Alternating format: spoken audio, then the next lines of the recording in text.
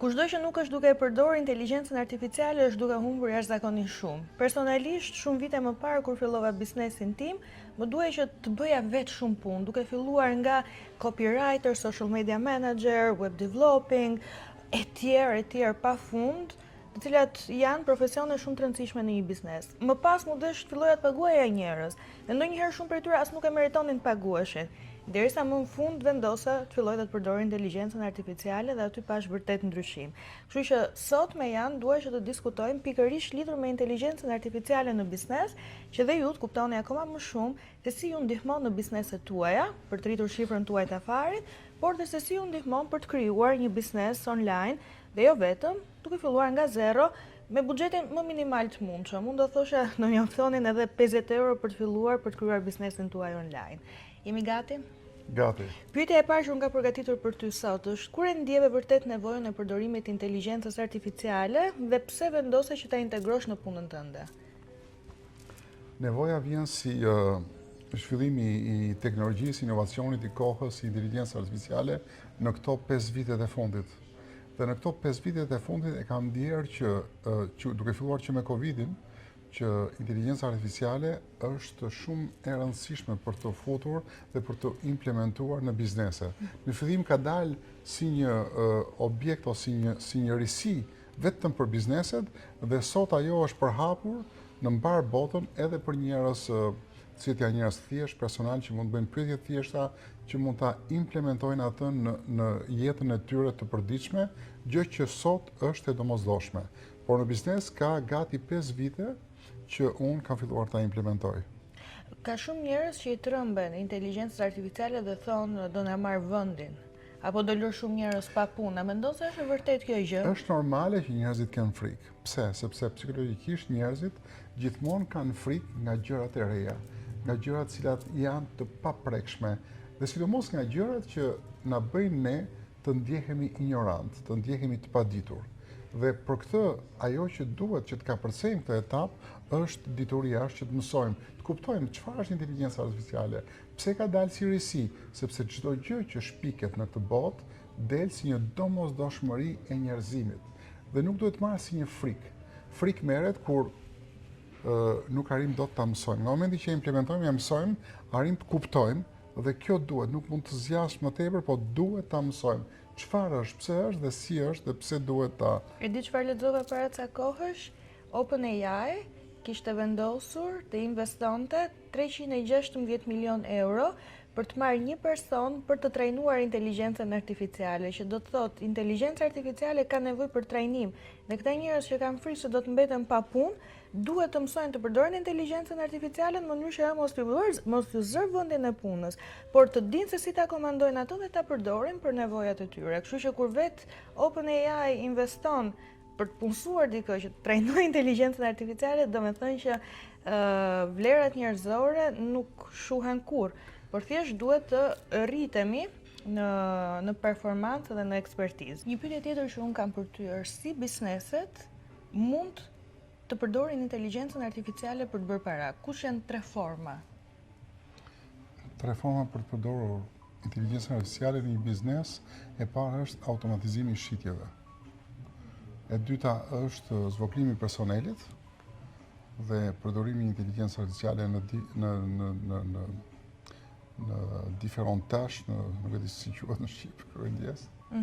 Dhe gjithashtu është e treta, mund ta përdorin ndjekjen e klientelës, pra që mos ketë dikush që gjithmonë përgjigjet klientelës, po të jetë inteligjenca, bravo. Suportimi, ajo.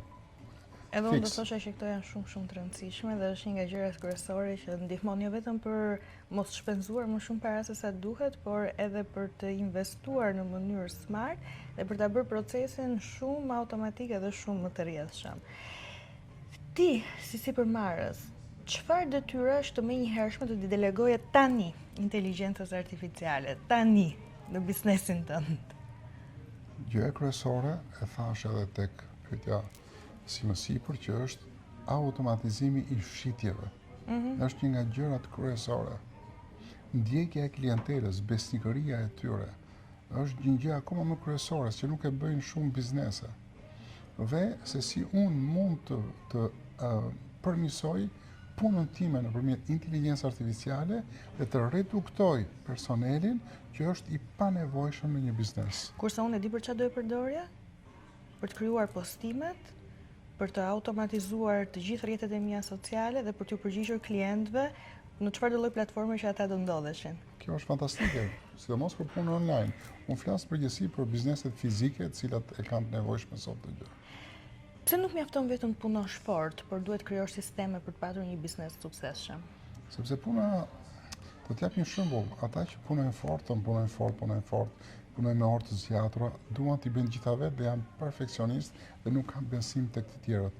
Kjo është një risi, inteligjenca artificiale jep mundësinë atyre që t'i bëjnë gjërat më mirë se një human, por të hapësh një grop vetëm dhe në fund të ngelesh në fund të gropës, duhet të dish se si dalësh. Prandaj thuhet sot mos puno fort, por puno smart. Dhe nëse një biznes nuk do të implementonte AI-n gjatë 2026-s, çfarë mund të ndodhte me të? Është shumë e vështirë të mos implementosh AI-n dhe të fitosh. Sot të gjithë bizneset që nuk implementojnë AI-n do falimentojnë brenda këtij viti. Do jetë e padiskutueshme.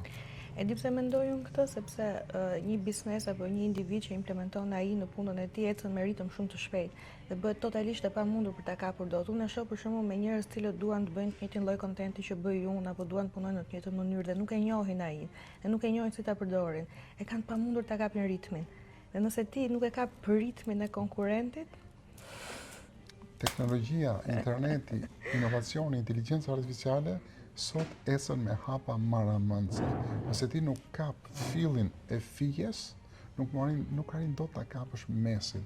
Kështu që do jesh gjithmonë mbrapa. Kape sot, futu sot, trajnohu sot, edukohu sot, mëso sot, që të kesh mundësi të jesh të paktën më sa mundesh në hapin e kohës. Dhe çfarë mund presi dikush që do të bëhet pjesë e masterclassit Boost Your Business AI Edition nga ky masterclass?